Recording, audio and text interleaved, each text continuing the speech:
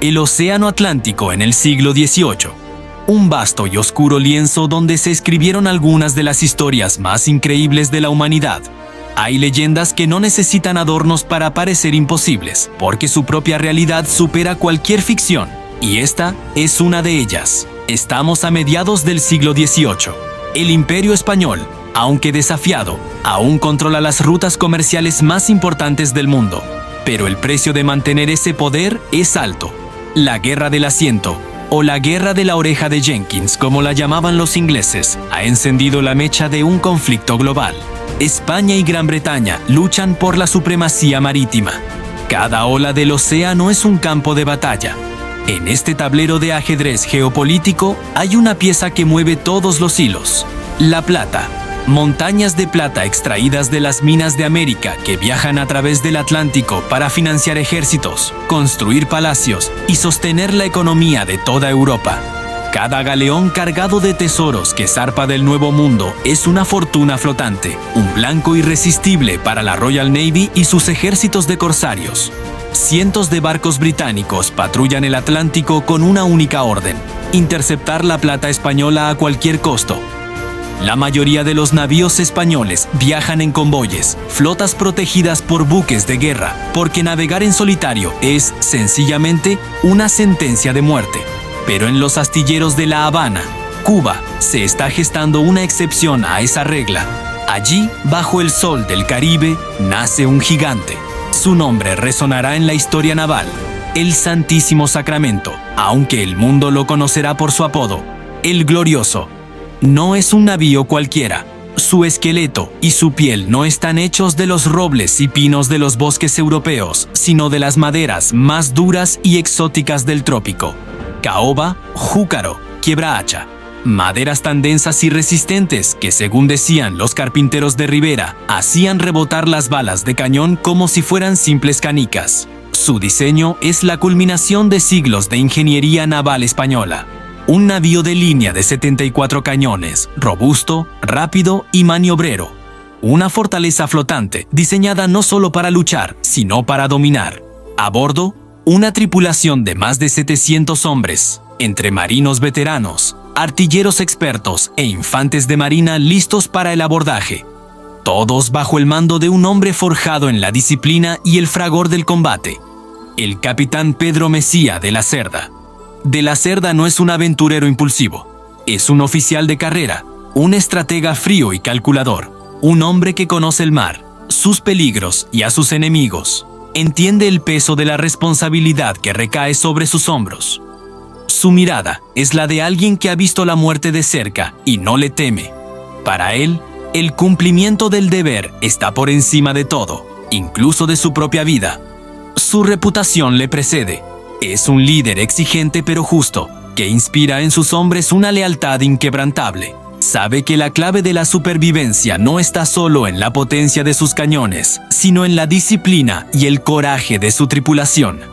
La misión que se le encomienda es, a ojos de cualquier experto naval de la época, una locura suicida: transportar desde el Virreinato del Perú hasta España uno de los mayores tesoros de la historia: 4 millones de pesos de plata. Una fortuna capaz de cambiar el rumbo de la guerra. Pero hay un detalle que hiela la sangre: el Glorioso deberá hacerlo solo, sin escolta. Un único navío español contra toda la armada británica que acecha en el Atlántico. La decisión del alto mando es arriesgada, pero calculada. Un convoy grande y lento sería un blanco fácil de detectar. Un solo navío, rápido y poderoso como el Glorioso, podría tener una oportunidad de escabullirse entre las redes enemigas, aprovechando su velocidad y la pericia de su capitán. Es una apuesta de todo o nada. En el verano de 1747, con las bodegas repletas de plata y el pabellón español ondeando en lo alto del mástil, el Glorioso leva anclas en el puerto de La Habana. La tripulación observa en silencio cómo la costa de Cuba se desvanece en el horizonte. Todos a bordo son conscientes del peligro. Saben que en algún punto de ese inmenso azul les esperan los lobos. Escuadras enteras de navíos de línea británicos, fragatas veloces y corsarios sedientos de oro. Las órdenes son claras: evitar el combate si es posible, pero si la lucha es inevitable, luchar hasta el final. El viaje comienza bajo una calma tensa. Días y noches se suceden, con los vigías escudriñando el horizonte sin descanso. Cada vela desconocida es una posible amenaza. El capitán de la Cerda traza una ruta audaz, lejos de los caminos habituales, buscando refugio en la inmensidad del océano. Pero el destino es caprichoso y el Atlántico, demasiado pequeño para esconder un secreto tan valioso. Lo que nadie a bordo imaginaba, ni en sus peores pesadillas, es que este navío estaba a punto de protagonizar no una, sino una serie de batallas consecutivas que desafiarían toda lógica y lo convertirían en una leyenda inmortal de la historia naval. Una odisea de sangre, acero y coraje que está a punto de comenzar. La increíble gesta del navío glorioso apenas ha empezado. Era julio de 1747, en mitad del vasto Atlántico. El navío de línea español, el Glorioso, surcaba las aguas con un propósito que superaba cualquier misión ordinaria. No era un simple buque de guerra, era una fortaleza flotante de 74 cañones, y en sus entrañas, un tesoro que podía decidir el destino de un imperio. 4 millones de pesos de plata, una fortuna inimaginable extraída de las Américas, destinada a llenar las arcas del rey y financiar la guerra contra Gran Bretaña. Su capitán, don Pedro Mesía de la Cerda, un hombre forjado en 1000 batallas navales, sabía que cada milla náutica que los acercaba a España era una victoria en sí misma. La travesía desde La Habana había sido un desafío constante. Primero, la calma chicha, ese silencio sofocante donde el viento abandona las velas y el sol castiga sin piedad, poniendo a prueba la paciencia de la tripulación. Luego, las tormentas, furiosas y repentinas, que sacudían el casco de roble como si fuera una cáscara de nuez. Los hombres, marineros veteranos y jóvenes grumetes por igual, trabajaban sin descanso, aferrados a los cabos empapados, con la mirada fija en el horizonte, siempre vigilantes. El tesoro en la bodega era un secreto a voces, un peso no solo físico, sino también mental. Cada crujido de la madera, cada sombra en el horizonte, alimentaba la tensión. Sabían que no estaban solos en el océano, sabían que los ingleses los buscaban. El 25 de julio, cerca de las Islas Azores, el grito del vigía resonó desde lo alto del Palo Mayor. Velas a la vista, no era una, ni dos. Era un convoy mercante británico, una flota de 10 barcos escoltada por 3 poderosos buques de guerra. Al frente, la fragata Warwick, un navío rápido y letal. Le seguía el Lark y cerrando la formación, el navío de línea de 60 cañones, el Dartmouth. Para cualquier otro barco, la elección habría sido clara: huir, aprovechar el viento y poner distancia con un enemigo tan superior en número. Pero el Glorioso no era cualquier barco y su capitán no era cualquier hombre. Don Pedro Mesía de la Cerda observó al enemigo a través de su catalejo. Su rostro, impasible. Su decisión, firme. Huir con un navío tan cargado era arriesgado. El tesoro ralentizaba su marcha. Enfrentarlos era una locura, pero era la única opción con honor. Miró a su tripulación, hombres curtidos por el sol y la sal, y vio en sus ojos no miedo, sino una determinación feroz. Eran los mejores marineros de España y estaban listos para demostrarlo. La orden resonó por toda la cubierta, clara y atronadora. Zafarrancho de combate. El tambor de guerra comenzó su ritmo ominoso.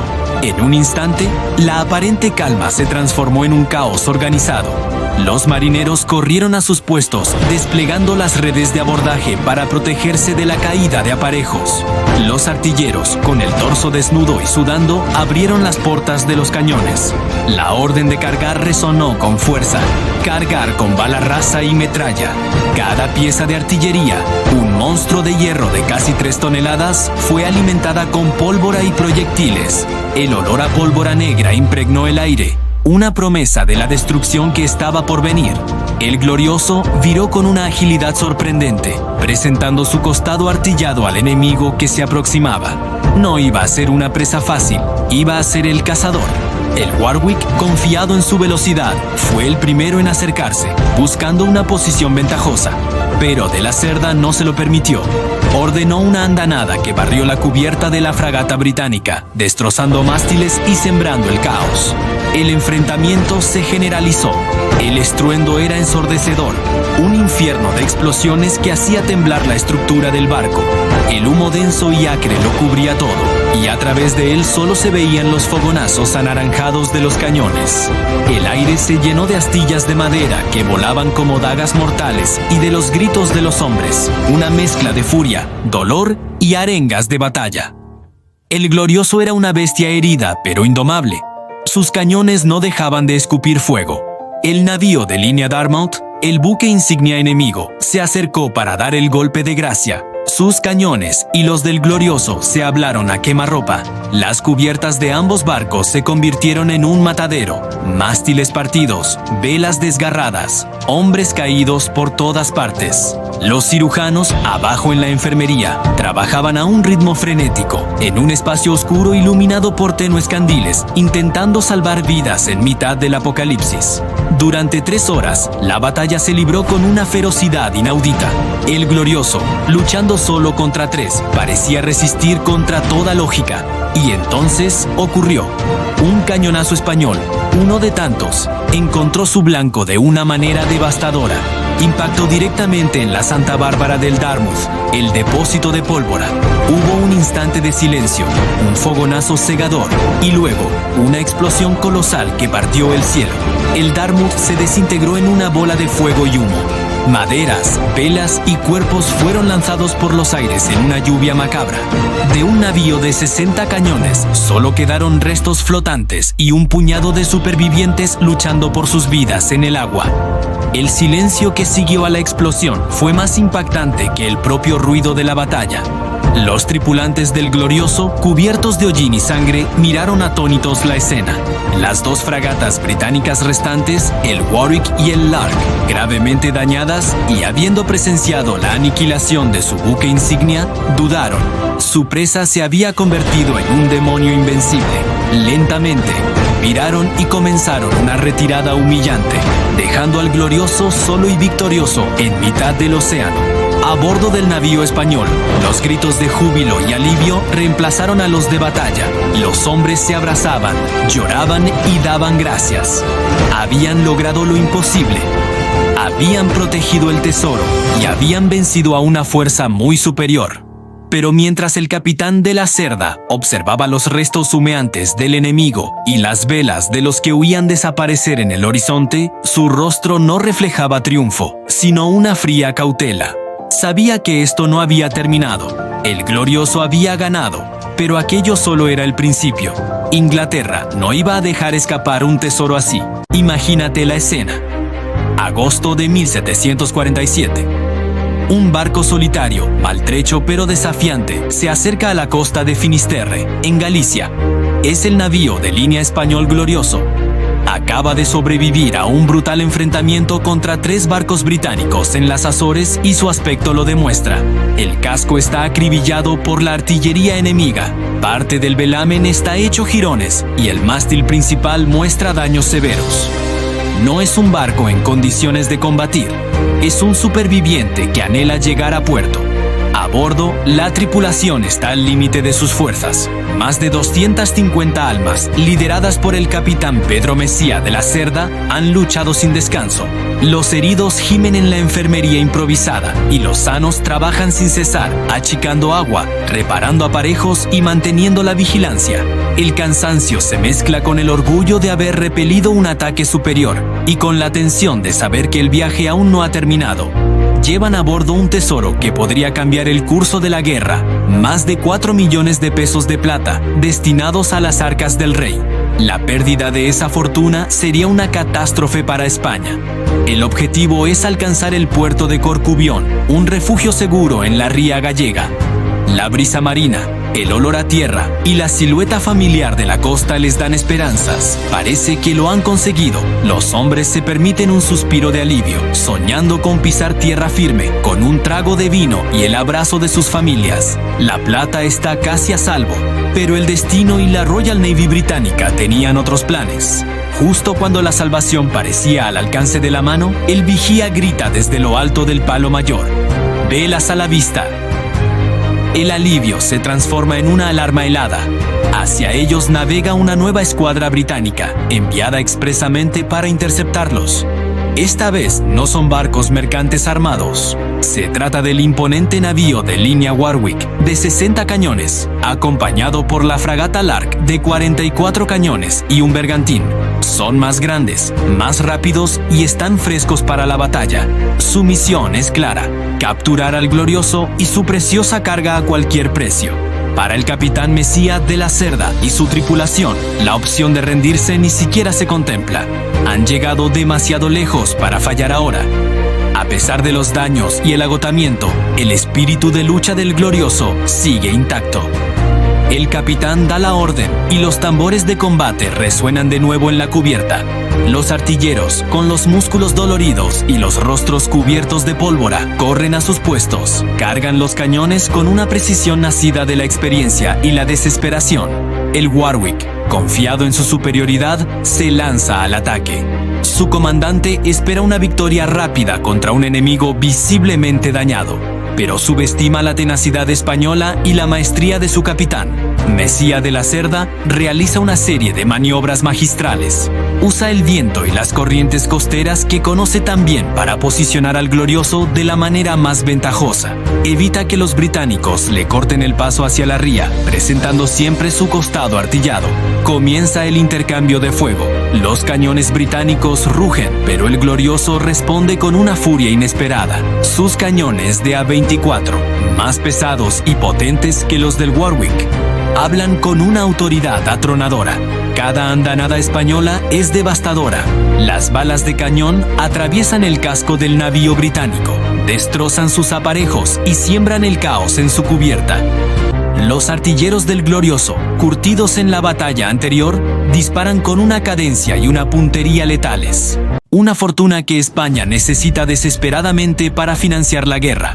Año 1747. El Glorioso, un navío de línea de 70 cañones, ha cumplido su misión. Ha traído un tesoro de 4 millones de pesos de plata desde las Américas. Ahora, su último objetivo es llegar a un puerto seguro en la península. Pero en Londres ya lo saben, la Royal Navy ha desplegado una flota entera para cazarlo. No pueden permitir que ese tesoro llegue a su destino. La primera parada del Glorioso es Corcubión, en Galicia, donde desembarca la plata. Misión cumplida. El capitán Pedro Mesía de la Cerda podría haberse quedado allí, a salvo, pero el barco necesita reparaciones urgentes en Cádiz y decide zarpar. Sabe que el Atlántico está plagado de barcos ingleses, pero la confianza en su navío y su tripulación es total. No imaginaba la odisea que le esperaba. A la altura del Cabo de San Vicente, el vigía da la voz de alarma. Barcos a la vista. Es la escuadra del comodoro George Walker. El primero en acercarse es el navío de línea Warwick. El intercambio de artillería es brutal, pero los artilleros españoles son más precisos. El Warwick queda tan dañado que tiene que retirarse. Es solo el comienzo. El Glorioso, en lugar de huir, vira y le presenta batalla. Durante toda la noche, con las luces apagadas, navega en silencio, dejando atrás a sus perseguidores. Al amanecer, el horizonte está despejado. Al caer la noche, una fragata, la Lark, se une a la caza. Poco después, aparecen más velas en el horizonte.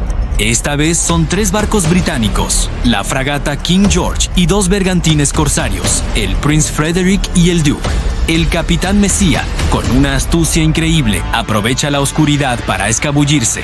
Han ganado un respiro, pero la cacería no ha terminado. Juntos suman más de 90 cañones. El Glorioso solo tiene 70. La situación es desesperada. Los 3 barcos lo rodean, iniciando un ataque coordinado. El Glorioso se convierte en el centro de un infierno de fuego y metralla. El combate dura horas, pero contra todo pronóstico, el navío español resiste. Su blindaje y la pericia de sus artilleros son superiores. Navegando hacia Cádiz, se topan con otro enemigo. Es el HMS Dartmouth, un navío de 50 cañones, parte de la escuadra del almirante John Byng. 1 a 1, los barcos corsarios, destrozados, se ven obligados a abandonar la lucha. El Glorioso ha vuelto a ganar, pero el precio es alto. El barco está muy dañado y ha sufrido bajas. Parecía que lo peor ya había pasado, pero el destino le reservaba un nuevo desafío. El Dartmouth, confiado en su superioridad, se lanza al ataque. El capitán Messiah, un veterano curtido en 1000 batallas, mantiene la calma. Ordena a sus artilleros que esperen, que apunten bien. El barco inglés se acerca, sus cañones rugiendo. El glorioso espera el momento perfecto. Ahora la balanza está claramente en contra del glorioso. El Russell es más grande, más potente y su tripulación está fresca. El navío español, en cambio, está acribillado, con la arboladura dañada y la tripulación exhausta tras días de combate incesante. Y entonces llega la orden: ¡fuego! Un cañonazo español, uno solo, vuela certero a través del humo. Impacta directamente en la Santa Bárbara del Dartmouth, su polvorín. Los cañones no dejan de escupir fuego. Las cubiertas se tiñen de sangre y se llenan de astillas. El glorioso aguanta lo indecible. A pesar de los daños terribles, logran infligir un castigo tan severo al Russell que éste queda completamente desarbolado, incapaz de maniobrar. La explosión es cataclísmica. El navío británico se parte en dos y desaparece bajo las olas en cuestión de segundos. 4 victorias. El glorioso ha logrado una hazaña sin precedentes. Pero el navío español es ya un fantasma flotante. Apenas puede navegar. El capitán Messiah, al ver el estado de su barco, decide no arriesgarse a llegar a Cádiz y pone rumbo al puerto más cercano, Lagos, en Portugal. Justo cuando estaban a punto de alcanzar la seguridad de la costa, aparecen 2 fragatas británicas más, las mismas que lo habían perseguido al principio. El Warwick, ahora reparado, y la Lark. Esta vez, el glorioso ya no puede luchar. Sin mástiles, con la munición casi agotada y la tripulación diezmada y exhausta, es incapaz de presentar batalla. Tras una resistencia simbólica, el capitán Pedro Messiah de la Cerda, para evitar un sacrificio inútil de sus hombres, rinde el barco. Un solo navío había puesto en jaque a la Royal Navy, hundiendo un barco, inutilizando a otros 3 y derrotando a todos los que se le pusieron por delante. Pero la Royal Navy no se rinde. La humillación es demasiado grande. 4 combates contra 10 barcos ingleses. El glorioso nunca llegó a Cádiz. Fue capturado, pero su leyenda acababa de nacer. La historia de su último viaje se convirtió en un símbolo de valor y resistencia que incluso los propios británicos admiraron. Una epopeya naval que demuestra que, a veces, el honor se encuentra en la lucha, no solo en la victoria final. Imaginar un navío de 74 cañones, una fortaleza flotante desafiando a todo un imperio. Su misión, en apariencia simple, era un suicidio anunciado: transportar 4 millones de pesos de plata desde el Nuevo Mundo hasta España, navegando en solitario a través de aguas infestadas por la Royal Navy británica. El viaje comenzó en el verano de 1747. A la altura de las Azores, la primera prueba de fuego. El navío de línea Warwick y la fragata Lark lo interceptan. El combate es brutal. El glorioso, superado en número pero no en coraje, desarbola al Warwick y deja a la fragata tan dañada que apenas puede flotar. Victoria. Con el barco maltrecho, su capitán, Pedro Messiah de la Cerda, toma una decisión audaz. En lugar de buscar refugio, pone rumbo directo a España. Llega a Corcubión, en Galicia, y descarga su tesoro. La misión está cumplida, pero la leyenda no ha hecho más que empezar. Tras reparaciones de emergencia, el glorioso zarpa de nuevo, esta vez con destino a Cádiz. Cerca del Cabo de San Vicente, el destino le prepara una segunda emboscada, aún más letal. 3 navíos británicos de la escuadra del almirante Byng, el Russell, el Dartmouth y el Dorsetshire, junto a 2 fragatas. La batalla es un infierno. El Dartmouth, un navío de 50 cañones, se acerca demasiado. Una andanada certera del glorioso alcanza su Santa Bárbara. Una explosión titánica lo borra del mar, llevándose a casi toda su tripulación. El glorioso, a pesar de los daños severos, sigue luchando. Al caer la noche, logra zafarse de sus perseguidores una vez más. Pero el calvario no termina. Con el timón destrozado y el palo mayor partido, el barco es ingobernable. 2 fragatas británicas más, la King George y la Prince Frederick, se unen a la caza. Al amanecer, el imponente Russell, un gigante de 90 cañones, vuelve a la carga. Rodeado, sin munición munición, sin velas y con la tripulación exhausta tras días de combate incesante, el Glorioso era un fantasma flotante. Ya no podían luchar, pero tampoco se rendirían fácilmente. Tras horas de resistencia numantina, con el barco hecho una ruina y sin capacidad de devolver el fuego, Pedro Mesía de la Cerda arrió la bandera. El Glorioso cayó, sí, pero no sin antes hundir un navío, dejar otros 3 fuera de combate y desafiar a toda una flota. Su último viaje se convirtió en una de las hazañas más épicas de la historia naval, un testamento de valor que demostró que la gloria no siempre se mide en la victoria, sino en la bravura de la lucha. Gracias por acompañarnos en esta increíble historia. Si te ha gustado, suscríbete para más leyendas como esta.